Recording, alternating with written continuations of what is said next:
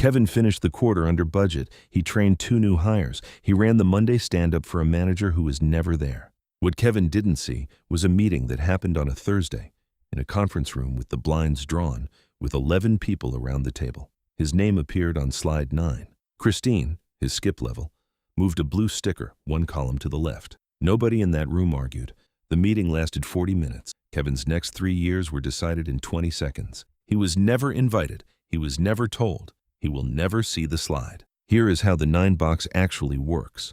And before this ends, I will show you the exact 3-page document you hand to your manager before the next calibration cycle, the one that forces the room to move your sticker. But first, you need to understand what the room is actually deciding. This is called a calibration meeting. Every large organization runs one twice a year in Q2 and Q4. Your manager walks in with a stack of names. A grid is projected on the wall. 3 columns, low potential, medium potential, high potential. 3 rows, low performance, medium performance, high performance. 9 boxes. Every employee lives inside one of them. The 9 boxes collapse into 5 trajectory labels inside HR. That is where the math goes from abstract to personal. Consistent star, high performance, high potential. The institution is actively building a career for this person. 2 levels above, executive exposure, leadership pipeline, budget, future star, high potential, performance still developing. The bet is placed before the results are in. Resources flow toward the trajectory, not the current output. HiPo, high performance, potential capped. This is the most silent ceiling in the building. You are useful exactly where you are. The institution plans to keep you there. No development track, no stretch assignment, a thank you note and more of the same work. Kevin's label, core player, medium on both axes, feedback loops that lead nowhere. Coaching without trajectory, a holding pattern that can last years. Talent risk. You are not being managed, you are being documented. The PIP is already drafted, the package is being calculated. The LinkedIn notification from someone who used to sit next to you is 6 weeks out. The crucial part most people never see coming? Performance is only one of 2 axes, and it is not the axis that matters most. Potential is assessed before performance. Potential decides how much runway the institution is willing to spend on you. High pro and consistent star both show high performance. Only one of them is getting promoted. The difference is invisible to the person working the hardest. The institution does not define potential the way you do. You think potential means capacity to deliver. The grid defines potential as perceived capacity to operate 1 level above your current role in the eyes of people who have never worked directly with you. That definition changes everything about what gets rewarded. While you are waiting for your work to be noticed, your development budget is being allocated to whoever tells a better story. That story gets told in 40 minutes. Here is exactly how it runs. Your manager walks in with a pre-filled grid. 11 people sit around the table. Managers, skip levels, HR business partners. Each manager presents their team in under 3 minutes. The rest of the room reacts. Somebody moves a sticker. Somebody blocks a move. The room decides. While you are at your desk finishing a report, your development budget has already been allocated. The stretch assignment you are going to get has already been handed to a name the room voted to develop. You will find out when the org chart changes. The room is not evaluating your output. The room is evaluating the story your manager tells about you in the presence of people who have never seen you work. The sticker moves based on the narrative quality, not the work quality. First layer of the mechanism, budget follows the box. Before the year starts, HR allocates development budget by grid quadrant. The upper right quadrant, consistent star and future star, is where the leadership program spots go. The cross-functional rotations, the international assignments, the skip-level lunches that turn into sponsor relationships. The rest of the grid gets the residual. If your sticker sits in the middle, you can outperform every quarter for 2 years and the budget will not reach you. The box gates the resource, not the performance. Second layer, potential, is pattern matched, not measured. The calibration room scores potential on 4 signals.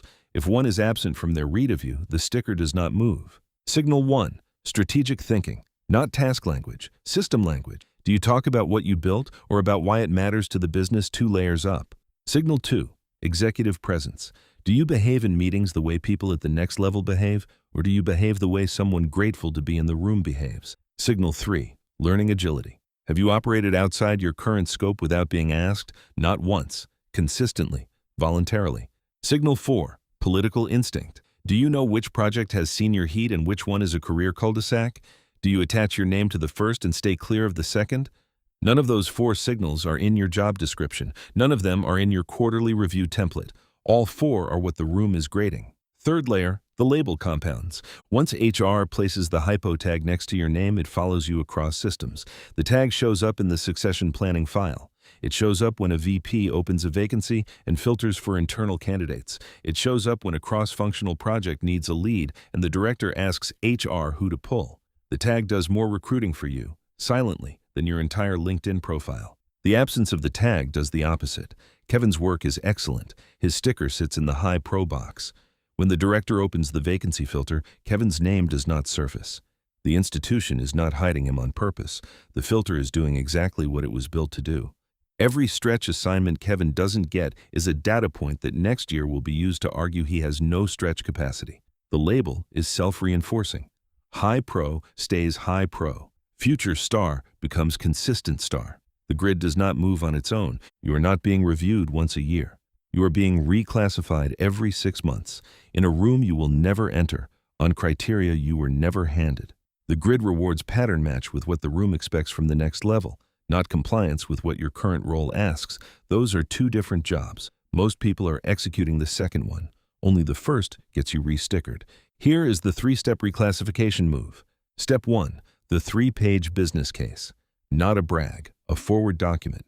What outcomes you will deliver in the next 6 months, scoped 1 level above your current role. Who on the senior team needs to know about each one?